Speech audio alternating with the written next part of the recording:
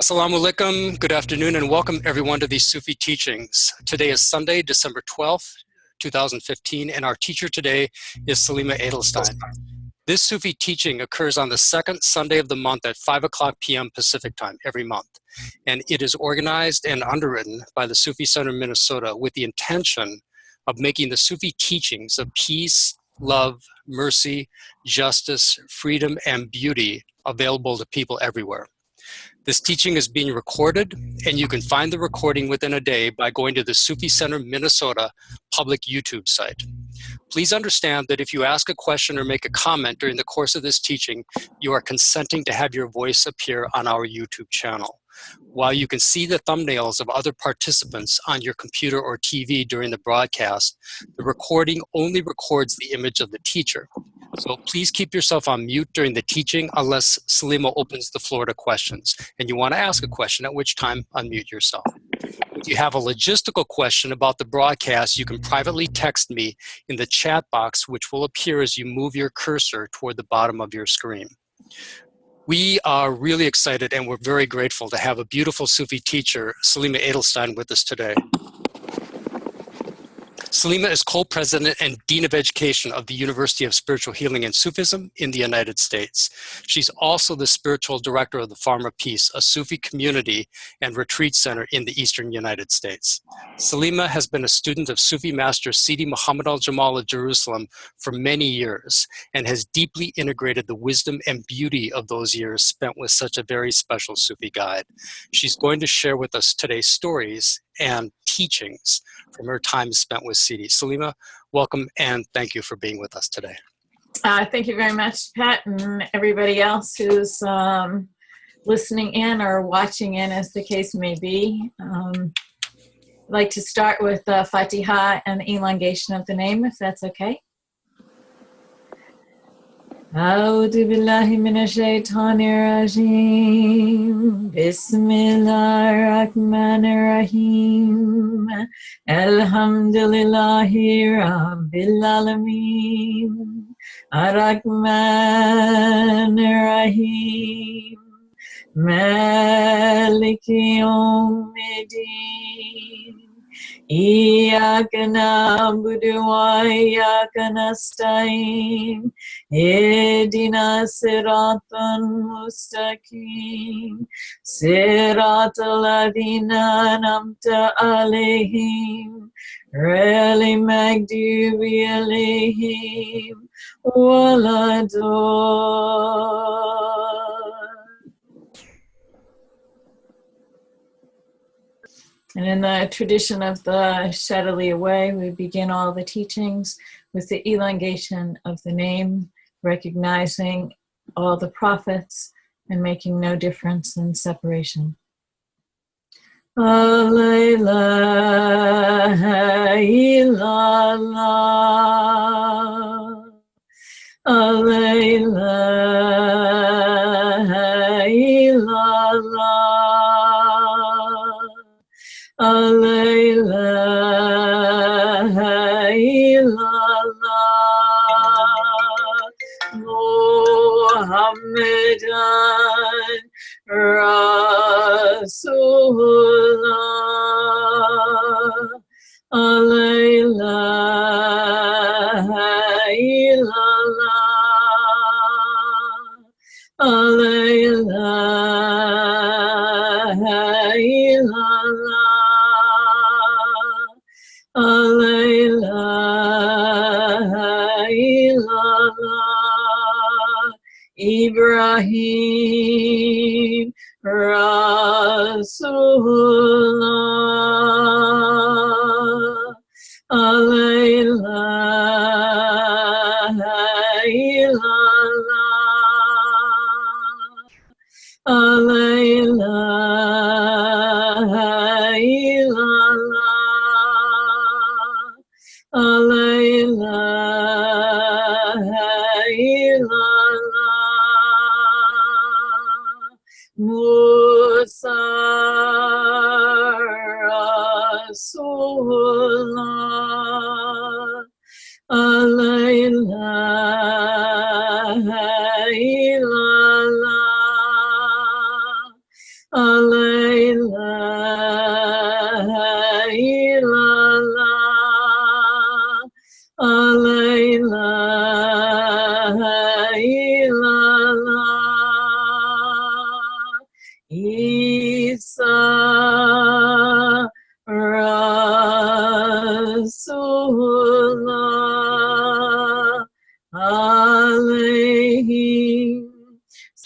Salatullah.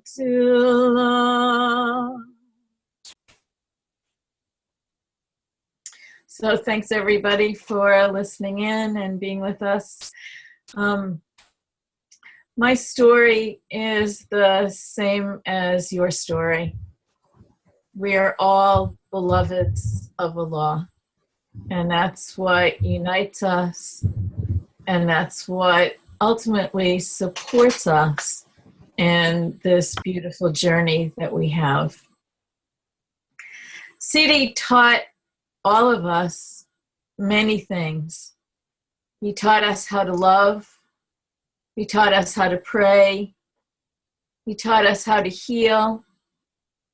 He taught us how to carry the message of peace and love and mercy and justice and freedom in the world.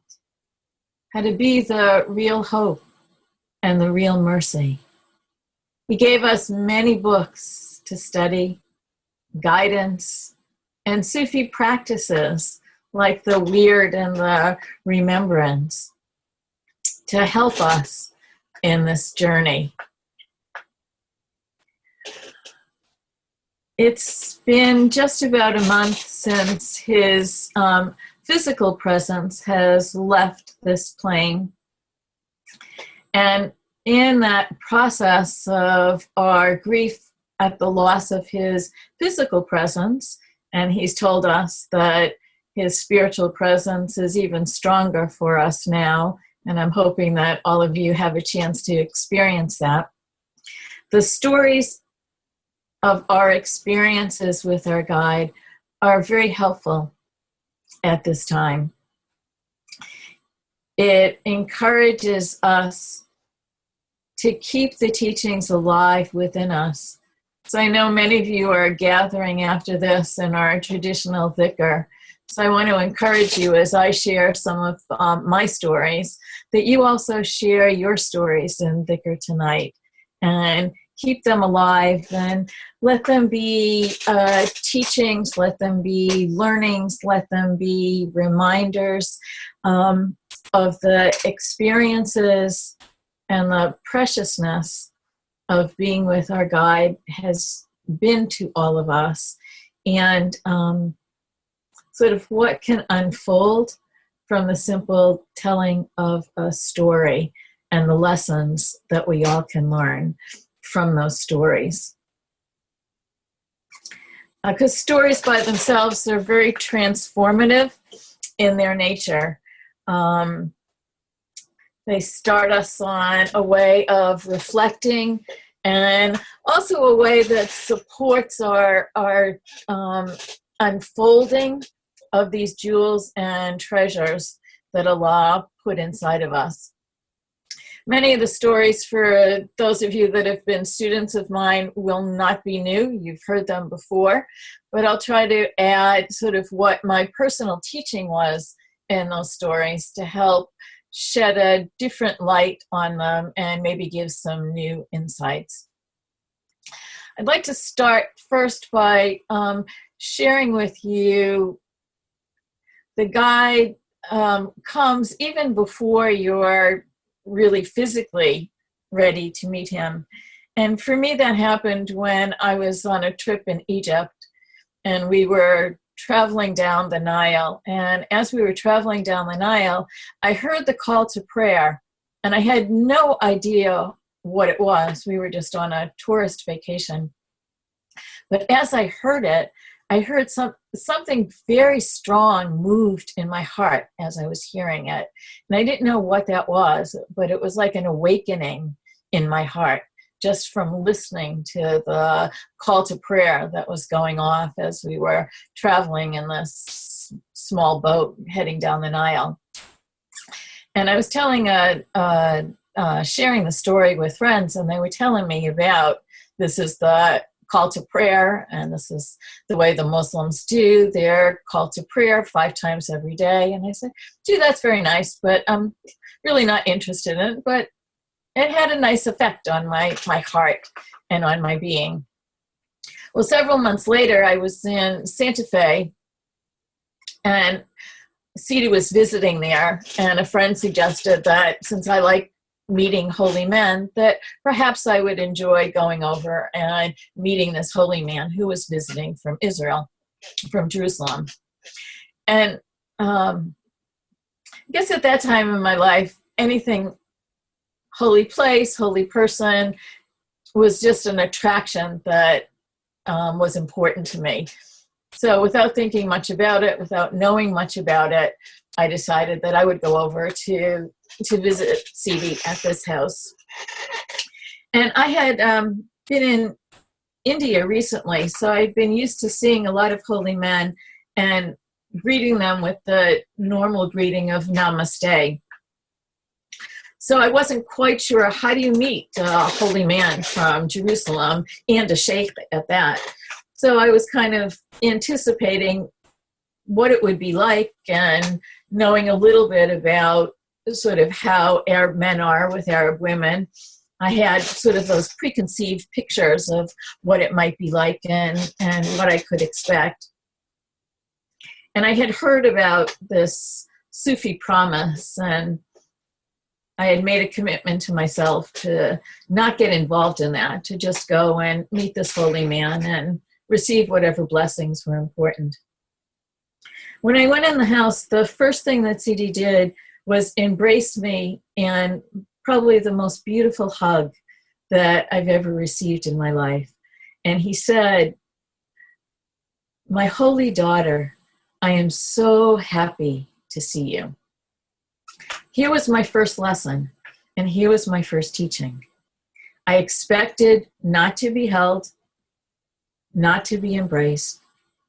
Here was what we in Sufism call pictures. Here was my picture. An Arab man would never embrace a woman. Immediately shattered, broken. My holy daughter treating me as a beautiful jewel, sort of awakening, sort of being able to see myself in a different light, not as a stranger coming into a strange place, but a welcome member of the family. And these lessons held true throughout the 20 years that I was with my guide, that each time I'd have a picture or a image or a imagination about something, an illusion about something, through the slightest gesture or the simplest of a phrase, he would break that picture. He would purify something in my heart that was holding tight to an illusion. So when you reflect on your relationship with your guide and the Sufi teachings, see if you can remember what are some of the stories in your own experiences with him that broke those pictures, that gave you a new way of looking at the world, and more importantly, a new way of looking at yourself. Looking at yourself not in all of your faults, which we all have, and all of your impurities, but looking at yourself from the eyes of how God could see you, from the eyes of a holy one, rather than someone who's deformed or deficient in some way. That day, Sidi was doing some readings from the first book that he published called The Music of the Soul. And the reading moved my heart so much. It was from the Stations of the Soul, and it talked about the soul's desire to know God. It talked about the opening of the world of the soul and the beauty that the soul has within itself. And as I was listening to the teachings, there's always I don't know about you, but for me, when I hear truth, there's always kind of a ring or an awakening or a aha that comes with it. And as I was listening to this teaching, there was that aha feeling that came through. So Sidi turned to me, and despite all my preconceived, I'm not going to be involved in the Sufi path or the Sufi promise, when he offered his hand to me and said, would you like to take the Sufi promise? For the first time in probably the history of my career, I didn't let my mind get involved, and I let myself move with my heart. And I took his hand and repeated the words that we all know so well, which is the traditional Sufi promise. And then he gave me a Sufi name, Salima, the one whose heart rests in the deep peace of God. And I had to do a little chuckle inside, because I wasn't exactly in a peaceful state in that time in my life. But it was a name that definitely felt home for me. In that moment where the beautiful radiant light of Allah awakened in my being was the other teaching that I want to bring out to people, and hopefully help us all remember that this promise, Sufi promise, is a promise that we made long before we came into this world. It's a promise that we made to God, not to our guide. And it helps us remember. It helps us remember the deep commitment that we have. It helps us remember what on earth we're doing here in this place called Earth. And it helps us remember that we are beloveds of God.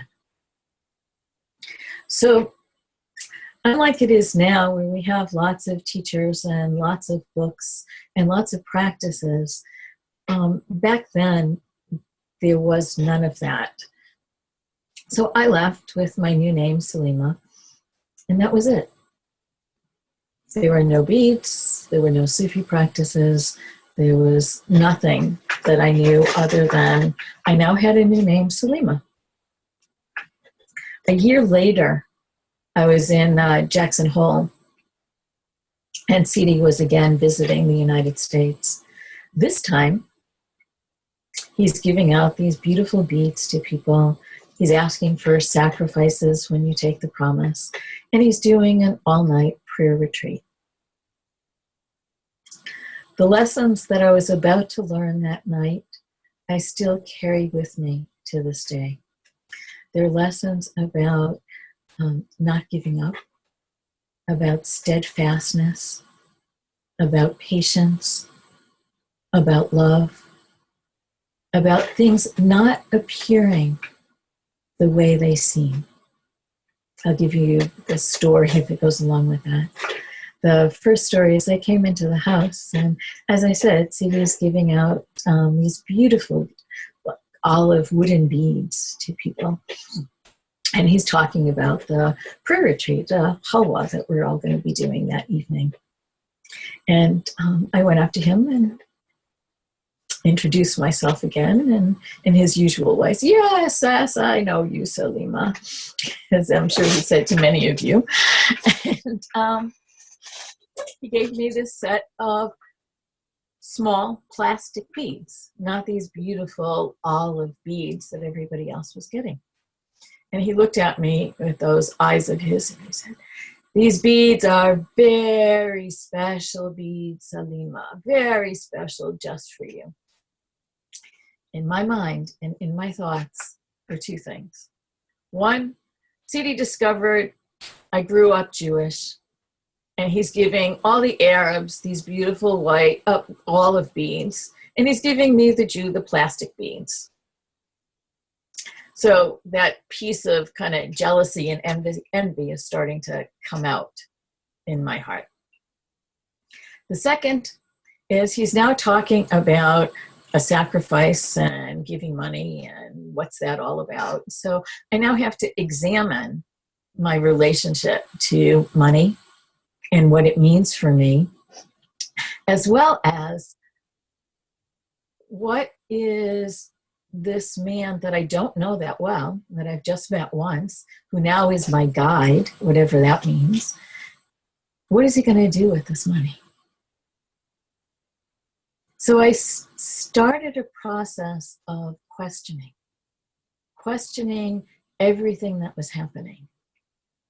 And as I was questioning, I found myself losing that light and losing that peace that I experienced the first time that I was in his presence.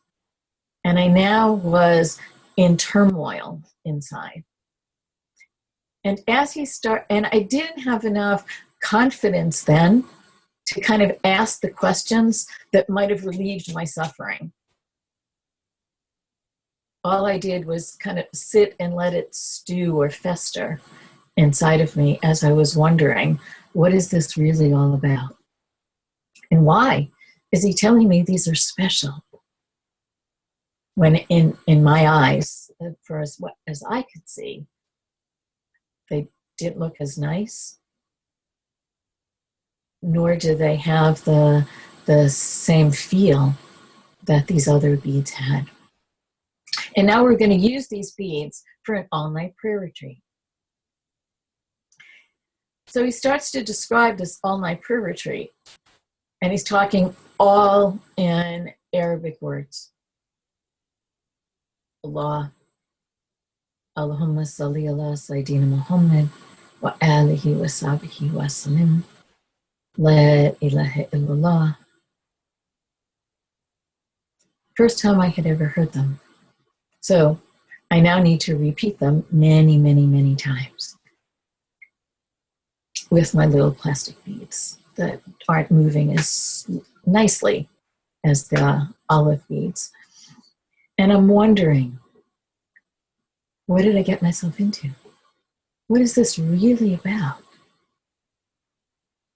So I started to go up and got my courage to ask, is it okay if I just sit and kind of feel the energy and not participate? And as I was going up to ask, Sidi was eating and I didn't want to disturb him. So I went back and sat down, decided that at least I would try it and see what it's like. And I got through the Allahs pretty successfully. And as I was moving to the Allahumma salli ala Sayyidina Muhammad, everything in my body went into a tightness and a stiffness. And my first reaction was, I need to get out.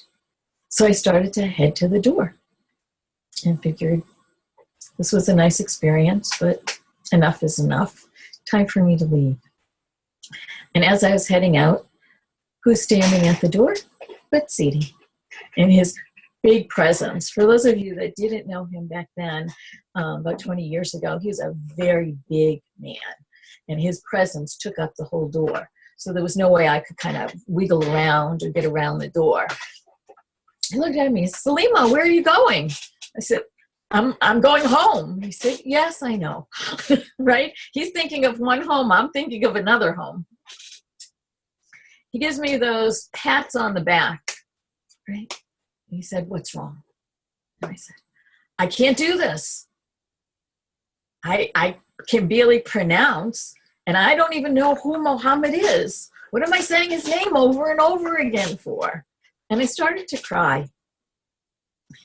And as the tears were coming, he looked at me and he said, these are very holy tears.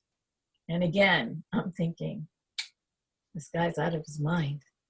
These aren't holy tears. These are tears of desperation. These are tears of fear. These are tears of concern. He said, you don't have to do the Allahummas. I said, just go back. He said, can you do Allah? And I said, sure. He said, just go back. Continue to do Allah. Continue to do Allah. There was such mercy and compassion in what he said to me that all of the doubts, all of the fears just like washed away. They were just gone. So I was able to sit and with my little plastic beads do the Allah, Allah, Allah, which I later came to learn is one of the Sufi techniques called remembrance that helps open the heart and purify the heart. I didn't even know what it was. Nobody had bothered to explain the practice. So everybody, you're a lot luckier now than back in the olden days, as I say. So don't give up. If I had given up that day and walked out, I would have missed one of the greatest gifts of my life. If I hadn't been honest, which is one of the promises that we take, right? I promise Allah to be honest. If I hadn't been able to say, I can't do this, to admit my deficiencies, to give up my pride of needing to get it all right, I never would have had the experience that led to the purification and unfolding of my heart into the true peace, which is my name. And I would have stayed in that turmoil. So the lessons that we have when we're able to be honest, to not give up, to the third lesson, which is to not believe something so strongly that you're not open to maybe there's something else. Maybe there's another explanation. Maybe there's something more. So the something more for me came months later when Sidi invited me to come and study in his Zawiya in Jerusalem.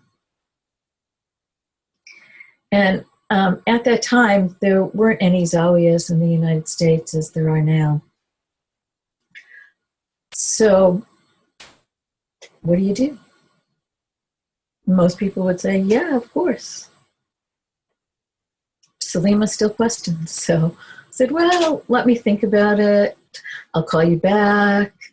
Maybe I need to go here first and get some money before I can come. At that moment, Sidi says to me, Bismillah, I'll see you in a month, and hangs up. And at that moment, it was like my heart, the door to my heart slammed shut. And I recognized that I just made the biggest mistake of my life.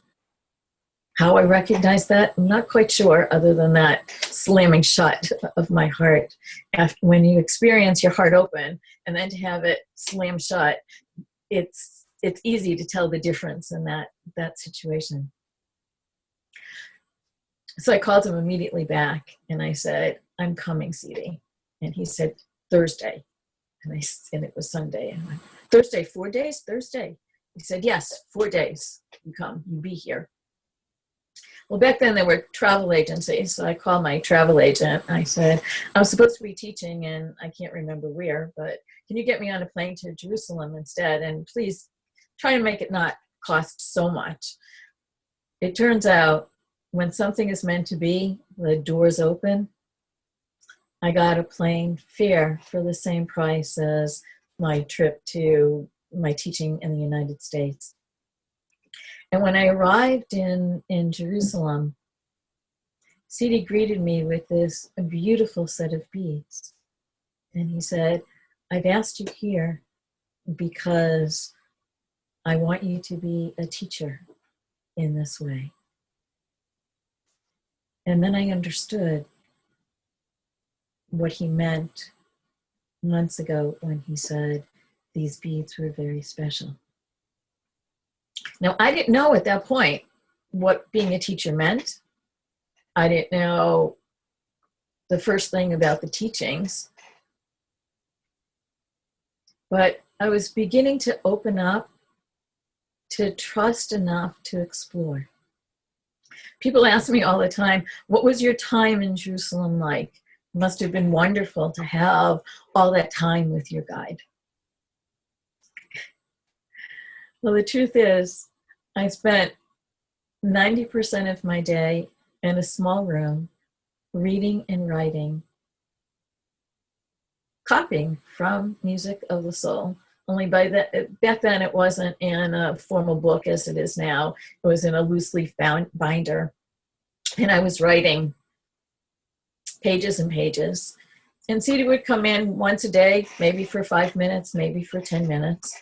And he'd ask, do you have any questions? And I'd always have 1 or 2 questions about the teaching. There were some things that would disturb me about the teachings, and I would ask him, and he would answer the question, and he would leave. Some days, if I didn't have a question, he wouldn't stay. I'd say, you want to eat with me? No, I've got other things to do. That process of reading and writing his teachings, which we still do today, and now zawiyas across the United States, is the most transformative experience that I've had. It's the continual washing of the veils of your heart and the lifting of the illusions and the pictures so that your heart centers in truth. So that your heart tastes and experiences divine love,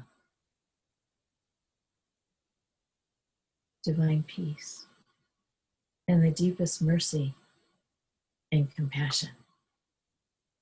It was here that I learned all the Sufi practices,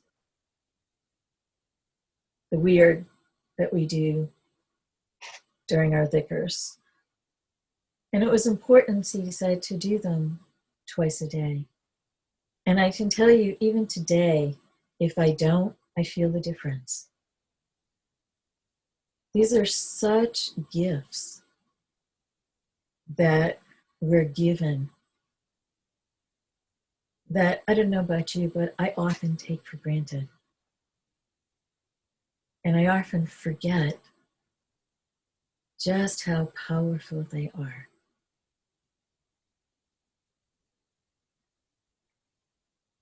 That as we open any one of Sidi's books and allow ourselves to read and understand and ask questions of the things that we don't understand, the mystical experience of the transformation of our heart begins.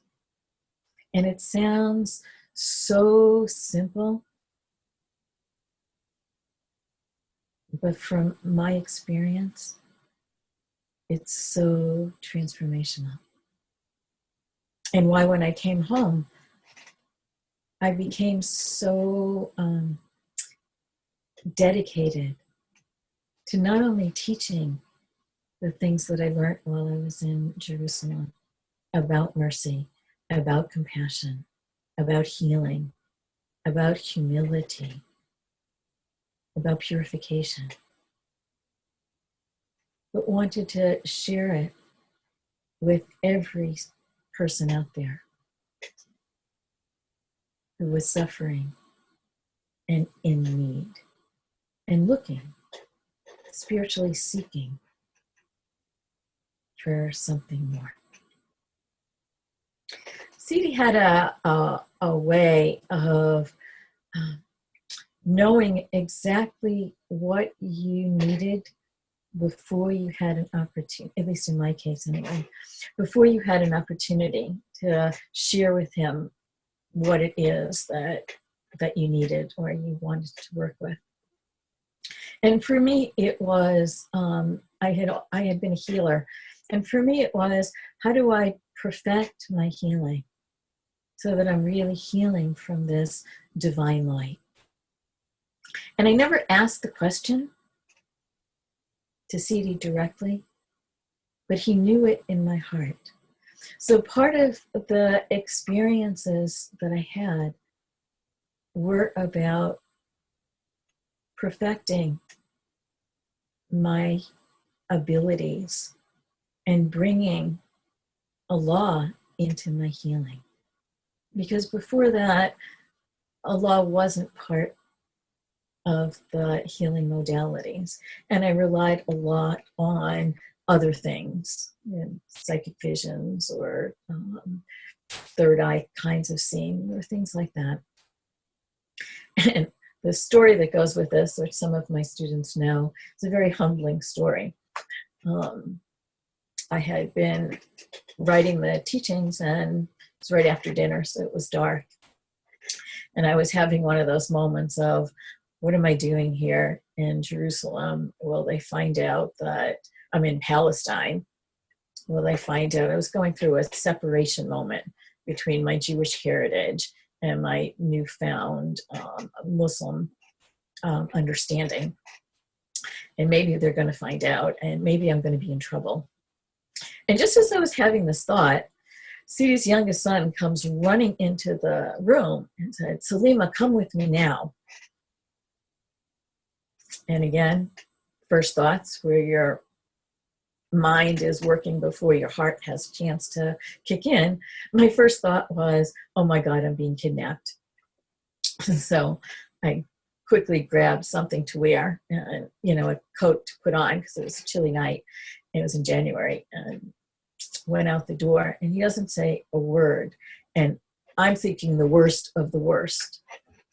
And all of a sudden, he opens the door, we go into Sidi's apartment, and he said, "My mother is really sick, and my father tells me that you're a healer. Do you think you can help?" So again, remember before I talked about first impressions and what you think is going on, but what's really not going on? Well, here's another. I had to learn the example several times before I really got it. Some of you may be quicker than I, but sometimes lessons have to come to me over and over again before I get them. And this was another one of those where I jumped to the wrong conclusion, and here I was being asked to help when I think I'm being kidnapped.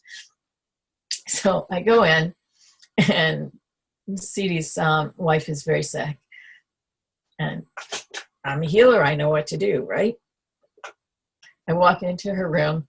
Now there are 10 of her family members around the bed. I've never healed in a situation other than one-to-one. So I now have 10 people watching me. No problem, right? I go to start to heal, and everything that I've ever known about healing, and all the tools and all the techniques that I've ever learned, and all my vision, my ability to see, disappears. Everything is gone. I have nothing that I can rely on.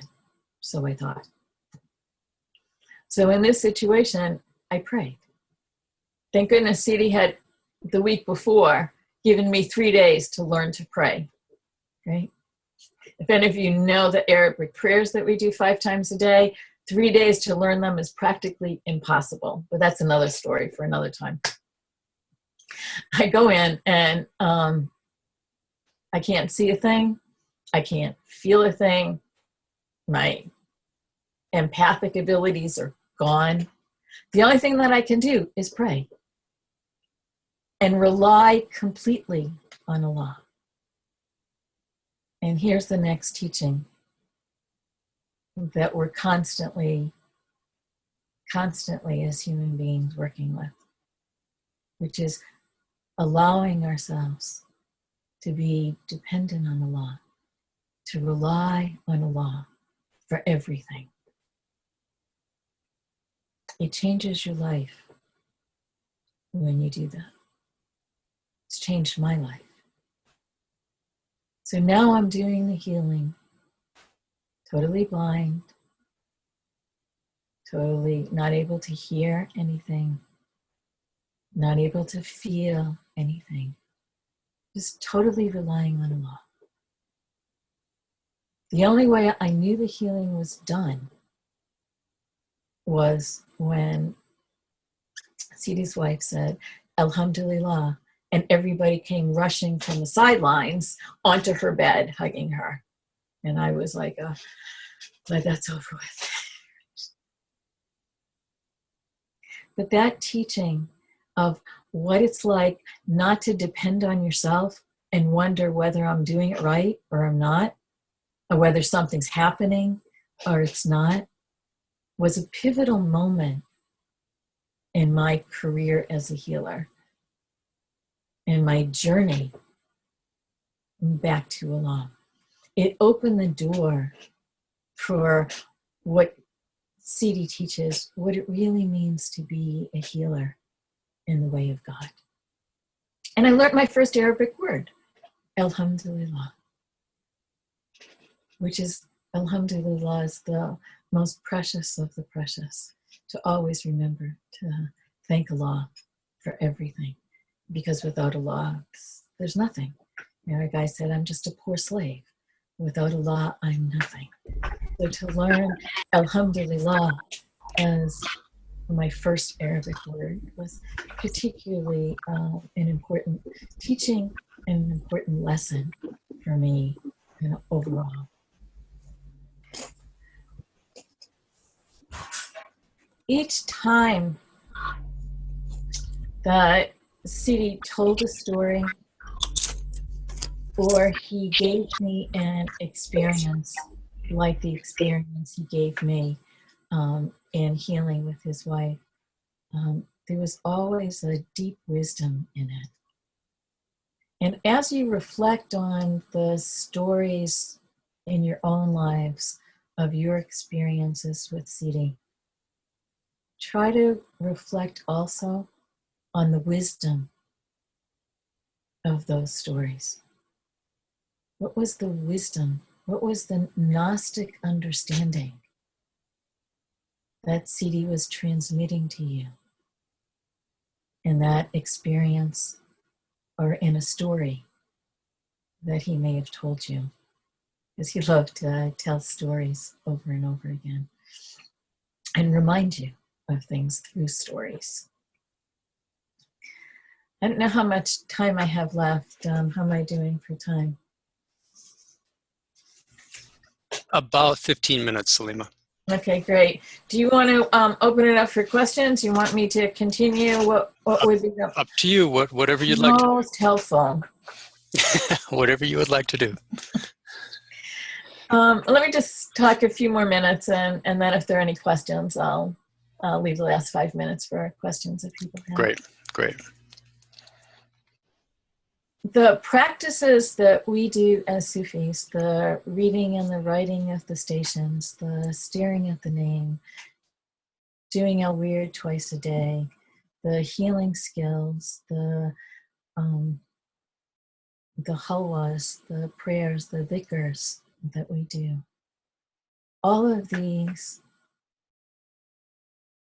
are divine gifts of mercy, of love, of care and protection. And I know for me, I treasure them. And I hope you all give them the importance and the priority in your life that they deserve. Because they're tools that help us find the light in a very dark world right now. Sidi taught me what it really means to be a Muslim.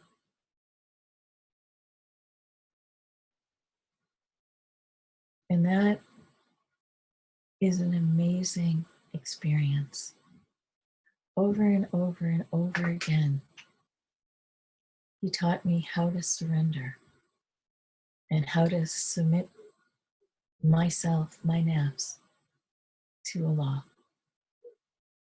And through that process, he taught me how to know myself so that I could know God. And this journey is a journey that has no end. So it keeps unfolding in more and more beauty, more and more challenges to walk through.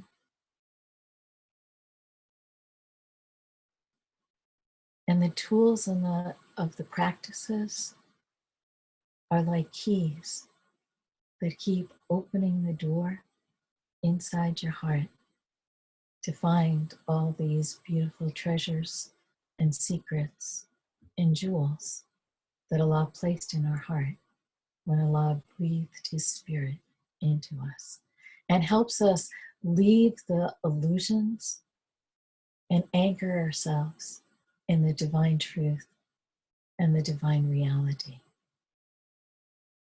It helps us close the door to the world so that we can be the real mercy and the real compassion and the real love in this world.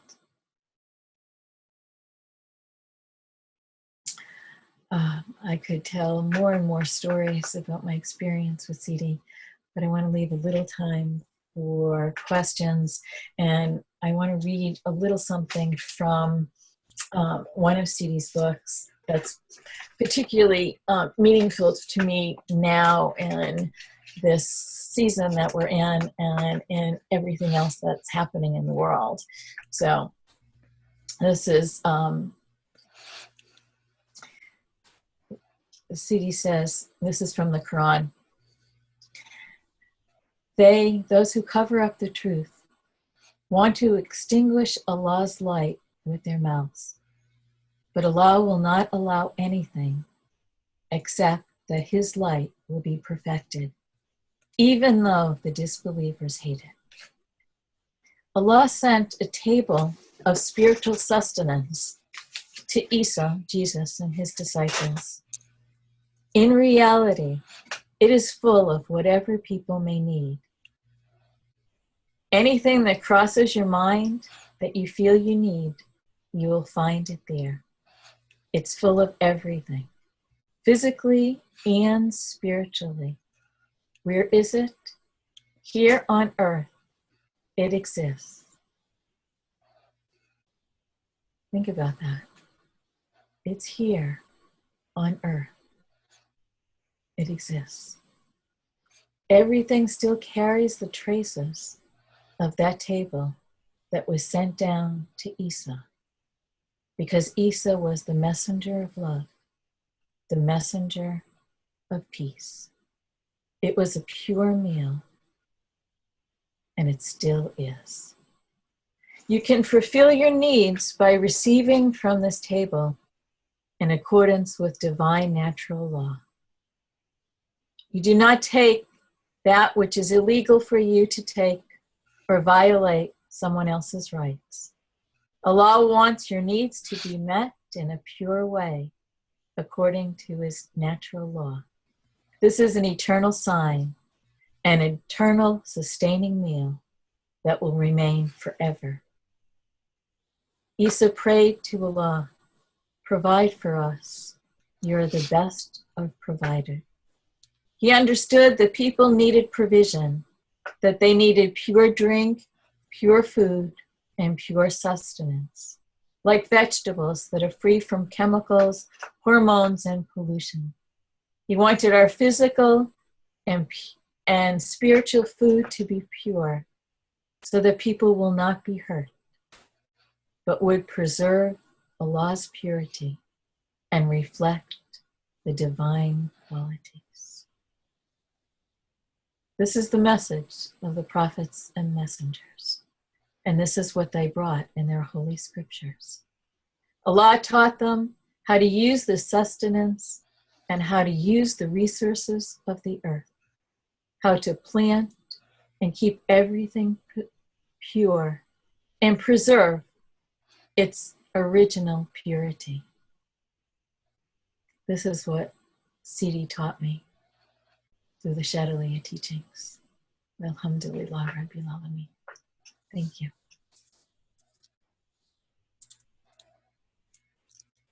Would you like to take some questions, Salima, for the last few minutes? Yes, that's why I left some space. Anybody that would like to ask a question, please unmute yourself, and the Sufi Center Minnesota is also unmuted if anybody there would like to ask a question.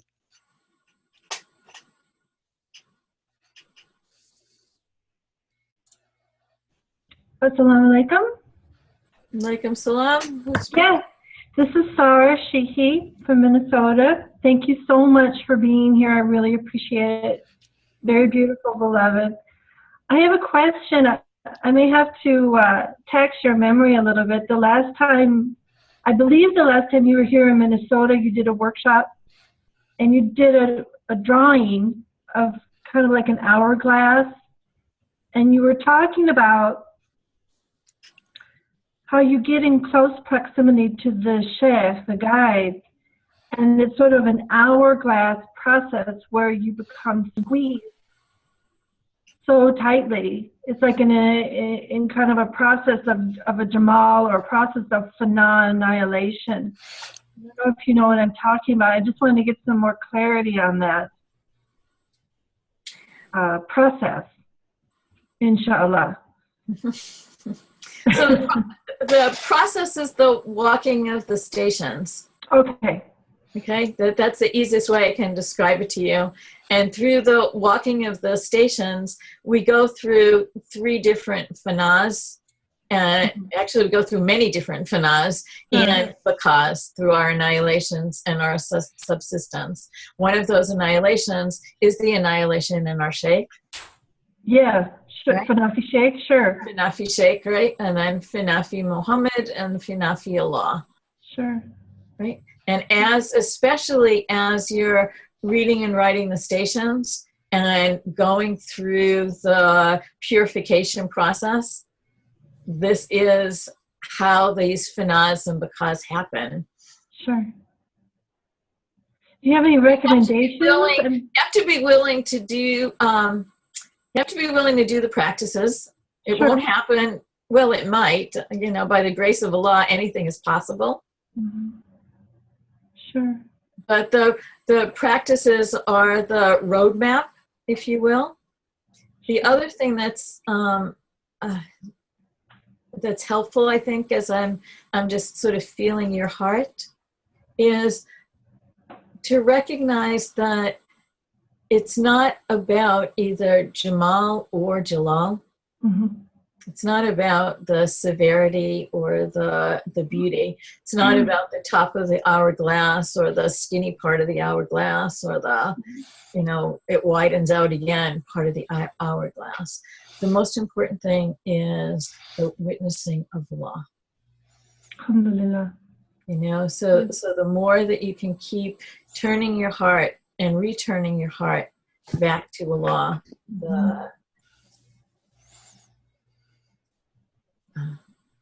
that's the unfolding. That's the constant. That's the constant. Yeah. Alhamdulillah. Thank you. Anybody else has a question? We've got about 5 minutes. Just unmute yourself and speak, or anybody in the Sufi Center. Assalamu alaikum, Salima. This is Grace Leila and also Sarah in Germany. Hi. Hi. I just wanted to ask about your experience with women's spirituality within Islam, and especially the work you do with Fawzia. What has this journey been like as a woman specifically, and sort of what kinds of insights have you brought that are kind of deeper from your perspective as a woman? So I've been very fortunate in that Sidi was very protective, so that when I was in Jerusalem, I didn't go to the mosque because he said, you won't find real Muslims there. You'll find separation. And at that time in my walking, it was a very wise thing to say to me. I think for me, the most important thing is what Sidi has said over and over again, to not make a difference between men and women, to see yourselves as one. And the more that I've been able to do that, the more my soft feminine beauty comes through. The more that I try to be a strong woman, the more it's confused. So the more that I can hold the unity, the easier it is. a short story regarding that when I was not so much from my time with Fawzia, but when I was in Mecca and I was on Hajj. And during Hajj, there's not supposed to be a difference and a separation between the men and women, but there still are. There still is. So I didn't know it because it was my first time. There was a table where the men eat and a table where the women eat. Well, my tent where I was staying was across from the men's table. So I would get out of my tent and I would go and get my food at the men's table and sit down with the men and not think twice about it. One of the sheikhs came over to me and said, there's a table over there for the ladies. And in my stupidity, I said, oh, is there different food there? And he said, no, it's the same food. And I said, well, thank you very much, but I just got my food from this table. It's fine then. And he looked at me and he said, I see. And he walked away. So that's how I've been with it in a very sort of innocent, rather than kind of making a strong statement. You know, expecting that this is just the way it is. That men and women are treated equally in the eyes of Allah. So if I'm with Allah and facing Allah, then I'm not going to feel that separation or distance, if you will. And the more that I can do that, the more I recognize the beauty that Allah made me as a female. So I hope that answered your question. Yes. Thank you. So we're almost at time, Salima. Is there anything that you'd like to leave us with today?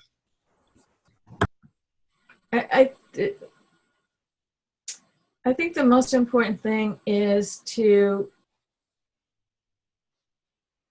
hold on to the beauty and the holiness of who you are.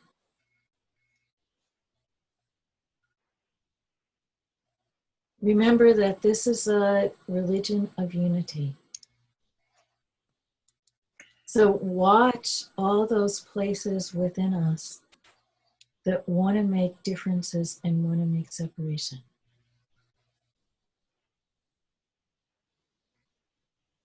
Let yourself be free to love in the divine way. And remember, we're here to carry Allah's message of peace, love, mercy, justice, and freedom. So stand for those things. Say, this is who I am. This is the way Allah made me. And let yourself always, one of the greatest lessons that Sidi taught me was to always be in prostration. Be in the kind of prostration that the angels were in when Allah asked them to prostrate to what Allah created in Adam. To always be in that prostration. So whenever I get frustrated or fearful or angry or lost or confused, I always remember in my prostrating.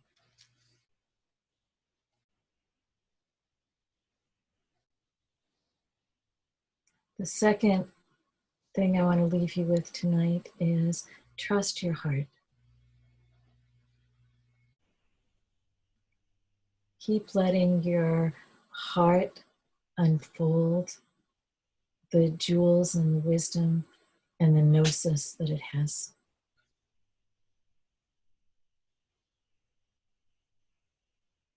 Keep studying, keep learning, keep exploring. And let the love of Allah guide your heart to gnosis. Thank you. Thank you, Salima, for your beautiful sharing and your teaching with us today. Thank you to the beloveds throughout the United States who were able to join us. Thank you to our beloveds in Germany who were able to join us today. These teachings will continue on the second Sunday of every month at 5:00 p.m. Eastern Time. Thank you, Rivka. And the Sufi Center of Minnesota welcomes you to come back, as well as visit the recordings, which will be on our YouTube site, inshallah, within a day or so. So again, thank you, Salima. Thank you to all the beloveds. Good afternoon, good evening. Assalamu alaikum. Alaikum salam.